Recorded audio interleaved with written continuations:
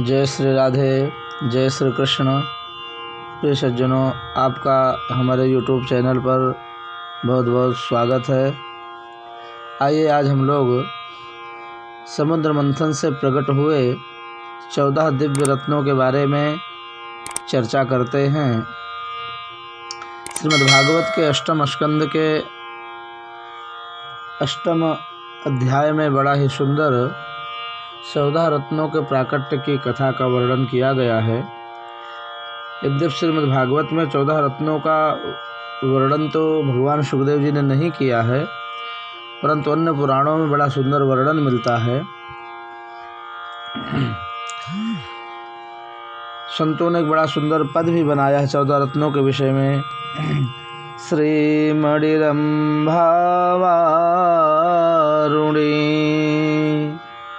अमी शंख गजराज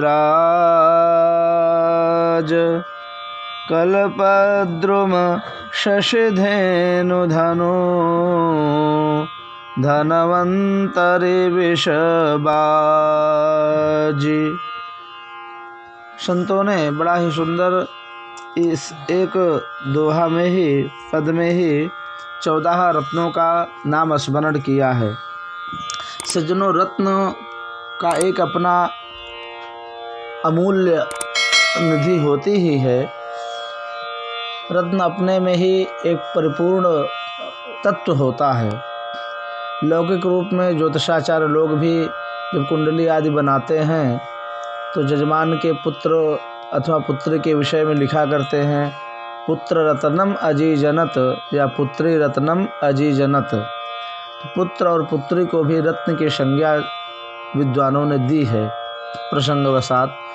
परंतु 14 रत्न जो समुद्र से प्रकट भये हैं उनका अपना एक बड़ा ही दिव्य वैशिष्ट्य है। और विशेष करके देवी भागवत में जो समुद्र मंथन की लीला भगवान श्री नारायण ने रचाई है देवताओं और राक्षसों के सहयोग से, वो विशेषतया माता लक्ष्मी की कृपा प्राप्ति के लिए ही हुई है। क्योंकि लक्ष्मी जी नाराज होकर के भगवान नारायण से समुद्र में लीन हो जाती हैं। उस समय जब महर्षि भृगु त्रिदेवों की परीक्षा में के संबंध में भगवान श्री नारायण के वक्षस्थल पर पाद प्रहार करते हैं, और भगवान इतने दयालु हैं, कृपालु हैं कि उन्होंने ब्राह्मण देवता महर्षि भृगु के दोष को न देखा, उनको दंडित न किया, अपितु इतने दया के सागर मूर्तिमंत भगवान हैं कि उन्होंने बड़े प्रेम भाव से और ब्राह्मण वत्सलता के कारण उठ करके सीधे महर्षि भृगु के चरण को ही पकड़ लिया और उसको सहलाते हुए दबाते हुए स्वयं क्षमा प्रार्थना कर मांगे हैं। अतीव कोमलो तात चरणौ ते महामुने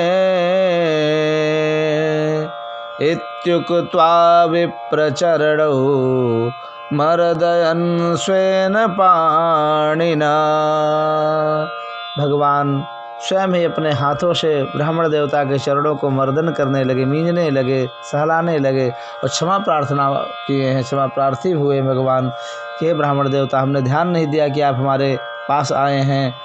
हमारा वक्षस्थल अत्यंत कठोर है, कहीं आपके पाद प्रहार के कारण आपके चरणारविंद में कोई चोट तो नहीं लग गई है। ऐसे भगवान दयालु हैं।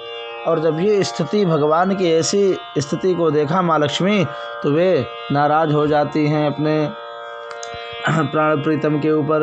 एक तो ब्राह्मण ने चरण प्रहार किया, उसको दंडित करना चाहिए, उसका स्वागत करते हैं, उसका चरण दबाते हैं, इसलिए माता लक्ष्मी नाराज हो जाती, क्योंकि भगवान के वक्षस्थल पर श्रीवत्स का दिव्य चिन्ह है, माता लक्ष्मी का वास है भगवान के हृदयारविंद में। इसलिए माता लक्ष्मी नाराज हो जाती हैं और समुद्र में लीन हो जाती हैं। इस कारण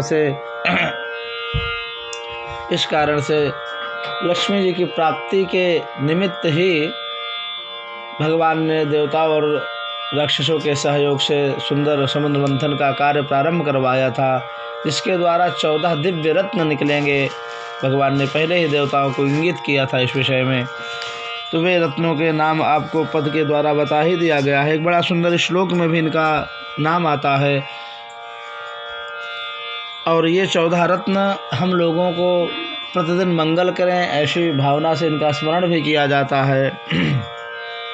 लक्ष्मी कौस्तुभ पारिजातक सुरा धनवंतरे चंद्रमा धेनु कामदुघा सुरेश्वर गजो रंभा च देवांगना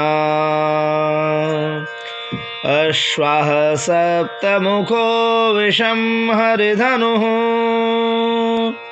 शंखो मृतं चाम्बुधे रत्नानीति 14 प्रतिदिनं कुर्वन्तु नोर्मङ्गलम् कुर्वन्तु नोर्मङ्गलम्। ये जो दिव्य 14 रत्न हैं समुद्र मंथन से प्रकट हुए हैं, ये 14 रत्न प्रतिदिन हमारा मंगल करें, इनका स्मरण करना भी मंगलमय होता है। क्योंकि माता लक्ष्मी इसमें प्रधान रत्नों की शिरोमणि हैं, माँ है, जगत जननी हैं, साक्षात जगदम्बा पराम्बा माँ दुर्गा हैं। इनकी कृपा के बिना संसार का एक कार्य भी नहीं हो सकता है, किसी का कोई काम लौकिक चल ही नहीं सकता है माँ की कृपा के बिना, लक्ष्मी माँ की कृपा के बिना।